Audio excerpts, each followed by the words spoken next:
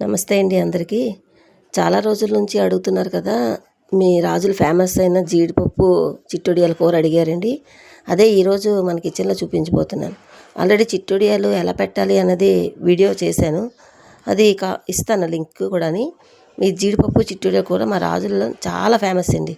మీరెవరో ఇది అతిశయోక్తి అనుకున్నా సరే ఇది చాలా ఫేమస్.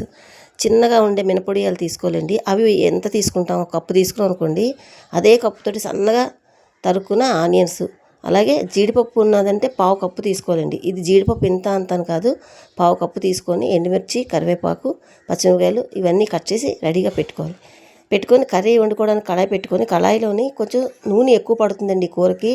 3-4 స్పూన్లు ఆయిల్ వేసుకోవాలి.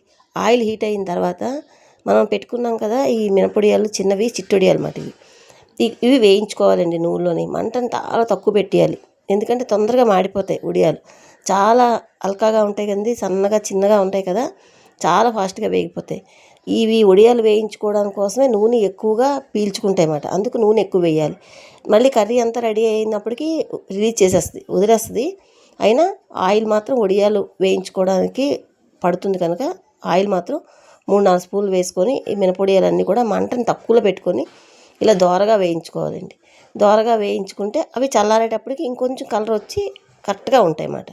లేదు ఇక్కడే గోల్డెన్ కలర్లో వేయించామనుకోండి, చల్లారాక మాడిపోయిన రంగులోకి వచ్చేసి వచ్చేస్తుంది కూర. అలాగా మొత్తం ఉడియాలన్నీ చక్కగా వేయించుకొని తీసేసుకొని, మనం జీడిపప్పు ఇలాగా కొంచెం బద్దలుగా చేసుకొని వేయించుకోవాలండి. జీడిపప్పు కూడా చక్కగా నూనెలోనే కరెక్ట్గా వేగినట్టు వేయించుకొని, మాడకుండా గోల్డెన్ కలర్ వచ్చినప్పుడు తీసేస్తే అవి కరెక్ట్గా చల్లారేటప్పటికి మంచి కలర్ వస్తాయి అన్నమాట. ఇలాగా వేయించుకున్నాం కదా జీడిపప్పు, మినపొడియాలు పక్కన పెట్టుకుందాం.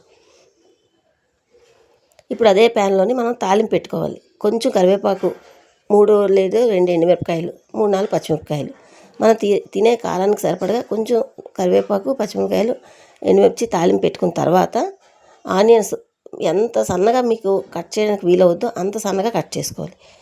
ఆనియన్ పేస్ట్ మాత్రం వేయకూడదండి. ఆనియన్స్ సన్నటి తరుక్కోవాలి.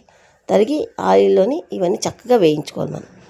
ఇవన్నీ చక్కగా ఆయిల్లో వేగేటప్పుడు మనకి నూనె చక్కగా సైడ్కి రిలీజ్ అయిపోద్ది, చూస్తున్నారు కదా, ఇలా రిలీజ్ అయిపోతున్నప్పుడు సాఫ్ట్గా అయిపోయి గోల్డెన్ కలర్లోకి వస్తున్నప్పుడు మనం దీంట్లోకి అల్లం వెల్లుల్లి పేస్ట్ ఒక 1/2 స్పూన్ వేసుకోవాలండి. అలాగే మీ దగ్గర ఉంటే 1 స్పూను ఆనియన్ పేస్ట్ వేసుకోండి, లేకపోతే స్కిప్ చేసినా పర్వాలేదు. అల్లం వెల్లుల్లి పేస్ట్ 1/2 స్పూన్ వేసుకొని, ఆనియన్ పేస్ట్ ఉంటే 1/2 స్పూన్ వేసుకోండి, లేకపోతే అల్లం వెల్లుల్లి పేస్ట్ తోటి ఈ ఉల్లిపాయలన్నీ కూడా చక్కగా వేగేటట్టు పచ్చివాసన పోయి మళ్ళీ దగ్గరగా వేగిపోవాలి. అలా వేగిపోయిన తర్వాత 1/2 స్పూన్ పసుపు వేసుకోండి. అలాగే రుచికి సరిపడగా సాల్ట్ ఇప్పుడు కొంచెం తక్కువ వేసుకొని అవసరమైతే యాడ్ చేసుకోవచ్చు, కానీ ముందే ఎక్కువ వేయొద్దు. అలాగే 1/2 స్పూన్ కన్నా తక్కువే కారం పడుతుందండి. ఇది పాలు పోసి వండుకునే కూర కదండి, దీనికి ఎక్కువ స్పైసీ బాగుండదు. పైగా మనం పచ్చిమిరపకాయలు, ఎండుమిరపకాయలు వేసుకున్నాం కదా, దాన్ని అడ్జస్ట్ చేసుకొని కారం వేసుకోవాలి. ఇవన్నీ కూడా నూనెలో బాగా వేగిపోతాయండి. చక్కగా వేగిపోయి చూసారు కదా, ఇలా వేగిపోయిన తర్వాత ఆల్రెడీ మనం వేయించి పెట్టుకున్న మినపొడియాలు ఉన్నాయి కదండి, చిట్టొడియాలు, అవి జీడిపప్పు కూడా వేయించి పెట్టుకున్నాం కదా, అవి కూడా తీసి అందులో వేసుకోవాలి. ఇందులో ఒక 4-5 జీడిపప్పులు పక్కన పెట్టుకోవాలండి గార్నిషింగ్ కోసం. ఇలా జీడిపప్పు, మినపొడియాలు చక్కగా వేగిపోయిన తర్వాత ఈ మసాలాతో పాటు ఇవి కూడా ఒక అర నిమిషం లేదా 1 నిమిషం వేయించుకోండి. మంట అంతా కూడా చక్కగా సిమ్లోనే పెట్టుకొని చేసుకోవాలండి. ఏమాత్రం హైలో పెడితే రోస్ వచ్చేసి కూర బాగుండదు, వచ్చేస్తుంది.